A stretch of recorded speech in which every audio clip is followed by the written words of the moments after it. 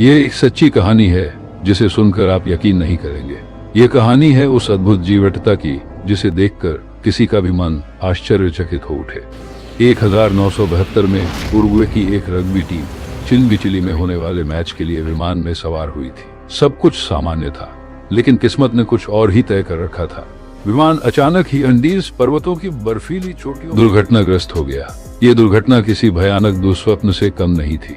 विमान में कुल 45 लोग थे, जिनमें से 12 की तुरंत मौत हो गई। जो लोग बच गए उनके सामने जीवन की सबसे कठिन परीक्षा थी।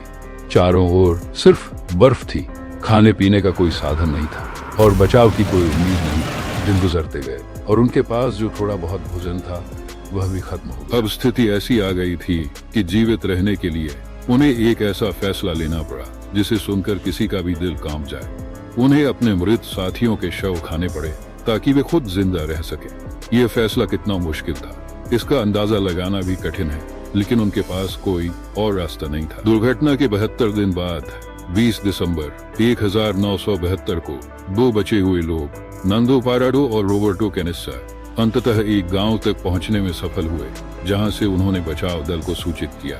इसके बाद बाकी बचे हुए लोगों को बचाने के लिए अभियान चलाया गया। जब बचाव दल पहुंचा तब तक 16 लोग जीवित थे, जिन्होंने किसी तरह इस भयानक परिस्थिति में भी खुद को जीवित रखा था। यह कहानी केवल शारीरिक संघर्ष की ही नहीं, बल्कि मानसिक और नैतिक संघर्ष की भी है। जो लोग बच गए थे उन्हें अपने निर्णयों के साथ जीवन भर जीना पड़ा।